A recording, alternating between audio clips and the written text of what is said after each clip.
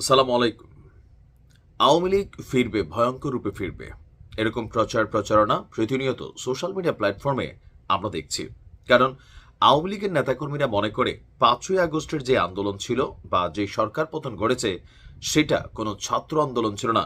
It was a meticulous designed by doctor Mohammad Yunus অথবা ছাত্রদের মধ্যে মাহফুজ থেকে শুরু করে অনেকের বিরুদ্ধে কিন্তু শেখ হাসিনা এখনো তার বিভিন্ন ফোন কলে বা অডিও বার্তায় তাদের উপর দোষারোপ করছেন। আর এই সরকার পতনের মূল ঘটনাটার জন্য বিএনপি জামাতকে তিনি বরাবরই দায়ী করছেন। সুতরাং বুঝতেই পারছেন বিএনপির প্রতি বা জামাতের প্রতি এখন পর্যন্ত অনেকটা একপেশে মনোভাব কিন্তু আওয়ামী লীগের আছে। আর ৫ই আগস্টের প্রেক্ষাপট পরিবর্তনের পর সারা বাংলাদেশে আওয়ামী লীগের নেতাকর্মীদের জন্য একটা দুঃসময় পার হচ্ছে। তবে সব জায়গায় কি এই পরিস্থিতি, নাকি আপনার কিছু কিছু জায়গায়? এখনো বাংলাদেশের অনেক জায়গায় আছে যেখানে আওয়ামী লীগ অনেকটা শক্তিশালী। শুধুমাত্র গোপালগঞ্জ না, কথা বলছি মাদারীপুরের শিবচরের ঘটনা। মাদারীপুরের শিবচরে তারেক রহমানের রাষ্ট্র কাঠামো মেরামতের ৩১ দফা নির্দেশ ছিল নেতাকর্মীদের প্রতি, ঘরে ঘরে আমার এই ৩১ দফার বার্তা পৌঁছে দাও। তো তারেক রহমানের নির্দেশে এই লিফলেট বিতরণ করছিল বিএনপির নেতাকর্মীরা। আর এক পর্যায়ে সেখানে বিএনপির নেতাকর্মীদের উপর জয় বাংলায় স্লোগান দিয়ে আপনার ব্যাপক হামলা চালিয়েছে স্থানীয় যারা আওয়ামী লীগের অনুসারীরা আছেন। আর এই হামলায় অন্তত ২০ জন আহত হয়েছেন। গত পরশুদিন সোমবার রাত ৮টার দিকে শিবচরের চর শ্যামাইল এলাকার পৌরভবন ২ এর কাছে এই ঘটনাটি ঘটেছে। আহতদের এই মুহূর্তে শিবচর উপজেলা স্বাস্থ্য কমপ্লেক্সে ভর্তি করা হয়েছে।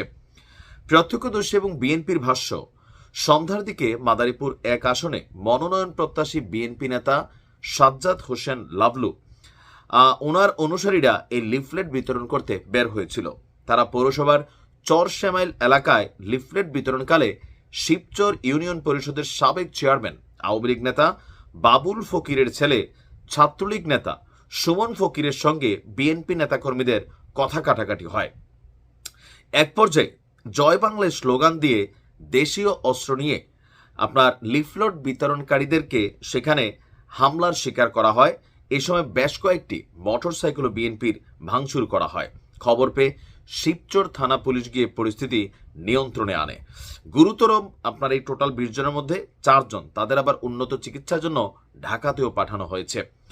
ভুক্তভোগীদের বক্তব্য যে চরশ্যামাইল এলাকার কাজীর দোকান নামক স্থানে পৌঁছালে আওয়ামী লীগ নেতা বাবুল ফকিরের ছেলে সুমন ফকিরের নেতৃত্বে শতাধিক মানুষ দেশীয় অস্ত্রশস্ত্র নিয়ে তাদের উপর হামলা চালায়।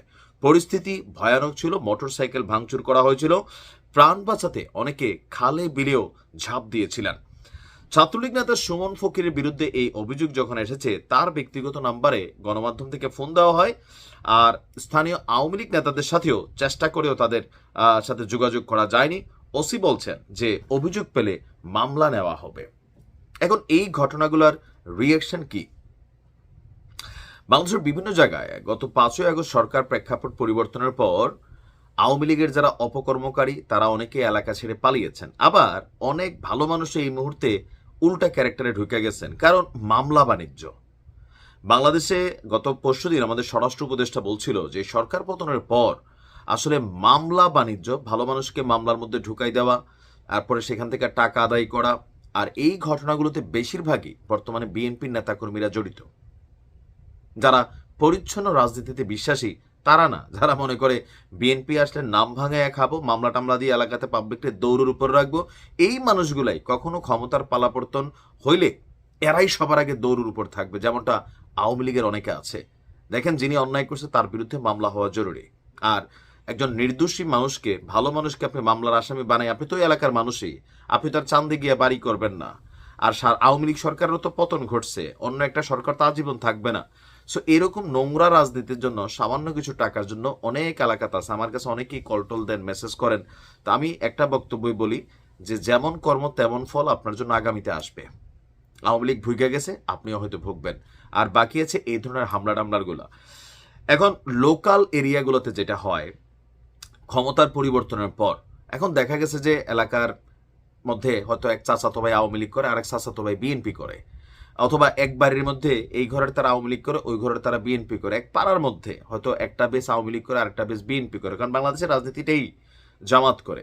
তো সেইখানে উস্কানিমূলক কর্মকাণ্ড করা অথবা কোনো রকম ঝামেলার মধ্যে জড়ানো দুইটাই আপনাদের জন্য খারাপ।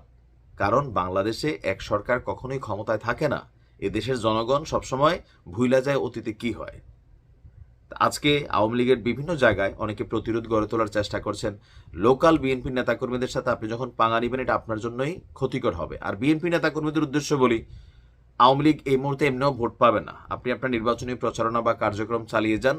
এলাকায় গিয়ে কোনো ধরনের উস্কানিমূলক কর্মকাণ্ড করবেন না। করলে কি হবে? আপনারাই লাগবেন। মামলা এখন আওয়ামী লীগ ক্ষমতাত নাই, আপনি আওয়ামী লীগকে দিবেন। আবার কোনো সময় আওয়ামী লীগ ক্ষমতায় আসবে বা অন্য রূপে আসবে, যেই রূপে আসুক ঘটনাগুলো অন্যদিকে নিবে।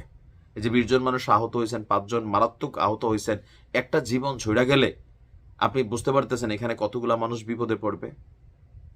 আর অনেক জায়গায় আওয়ামী লীগের এখনো অতি উৎসাহী কিছু কর্মকাণ্ডের ঘটনা আমরা ফেসবুকে বিভিন্ন জায়গায় দেখি। আপনারা একটু সাবধান হয়ে যান। কারণ আগামী মিনিমাম 6 বছর এখন থেকে গুনে গুনে আওয়ামী লীগ ব্যাক করবে না। ন্যূনতম 6, এরপরেরটা বলতে পারি না।